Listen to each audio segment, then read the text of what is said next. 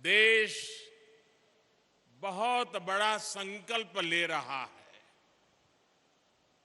ये संकल्प हमारे देश के आदिवासी भाई बहनों के जीवन को सुरक्षित बनाने का संकल्प है। ये संकल्प है सिकल सेल एनीमिया की बीमारी से मुक्ति का। ये संकल्प है हर साल सिकल सेल एनीमिया की गिरफ्त में आने वाले 2.5 लाख बच्चे और उनके 2.5 लाख परिवार के जनों का जीवन बचाने का। साथियों, मैंने देश के अलग अलग इलाकों में आदिवासी समाज के बीच एक लंबा समय गुजारा है। सिकल सेल एनीमिया जैसी बीमारी बहुत कष्टदायी होती है। इसके मरीजों के जोड़ों में हमेशा दर्द रहता है। शरीर में सूजन और थकावट रहती है। पीठ, पैर और सीने में असहनीय दर्द महसूस होता है। सांस फूलती है। लंबे समय तक दर्द सहने वाले मरीज के शरीर के अंदरूनी अंग भी क्षतिग्रस्त होने लगते हैं। ये बीमारी परिवारों को भी बिखेर देती है। और ये बीमारी न हवा से होती है, न पानी से होती है, न भोजन से फैलती है। ये बीमारी ऐसी है जो माता पिता से ही बच्चे में ये बीमारी आ सकती है। ये आनुवंशिक है। और इस बीमारी के साथ जो बच्चे जन्म लेते हैं वो पूरी जिंदगी चुनौतियों से जूझते रहते हैं। साथियों, पूरी दुनिया में सिकल सेल एनीमिया के जितने मामले होते हैं उनमें से आधे 50% अकेले हमारे देश में होते हैं। लेकिन दुर्भाग्य की बात है कि पिछले 70 सालों में कभी इसकी चिंता नहीं हुई।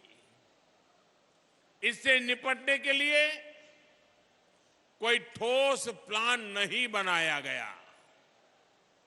इससे प्रभावित ज्यादातर लोग आदिवासी समाज के थे। आदिवासी समाज के प्रति बेरुखी के चलते पहले की सरकारों के लिए ये कोई मुद्दा ही नहीं था। लेकिन आदिवासी समाज की इस सबसे बड़ी चुनौती को हल करने का बीड़ा अब भाजपा की सरकार ने, हमारी सरकार ने उठाया है। हमारे लिए आदिवासी समाज सिर्फ एक सरकारी आंकड़ा नहीं है। ये हमारे लिए संवेदनशीलता का विषय है, भावनात्मक विषय है।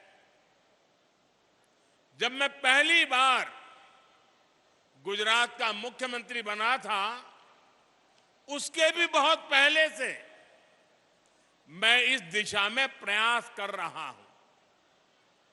हमारे जो गवर्नर है श्रीमान मंगूभाई, आदिवासी परिवार के होनहार नेता रहे हैं। करीब 50 साल से मैं और मंगूभाई आदिवासी इलाकों में एक साथ काम करते रहे हैं। और हम आदिवासी परिवारों में जाकर के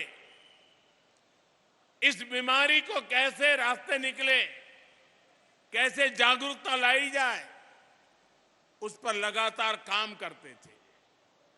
जब मैं गुजरात का मुख्यमंत्री बना, उसके बाद भी मैंने वहां इससे जुड़े कई अभियान शुरू किए।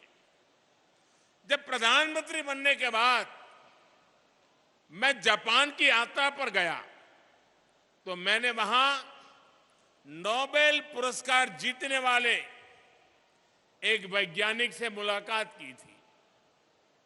मुझे पता चला था कि वो वैज्ञानिक सिकल सेल बीमारी पर बहुत रिसर्च कर चुके हैं। मैंने उस जापानी वैज्ञानिक से भी सिकल सेल एनीमिया के इलाज में मदद मांगी थी। साथियों, सिकल सेल एनीमिया से मुक्ति का यह अभियान अमृत काल का प्रमुख मिशन बनेगा और मुझे विश्वास है जब देश आजादी के 100 साल मनाएगा, 2047 तक हम सब मिलकर के एक मिशन मोड में अभियान चला करके ये सिकल सेल एनीमिया से हमारे आदिवासी परिवारों को मुक्ति दिलाएंगे, देश को मुक्ति दिलाएंगे।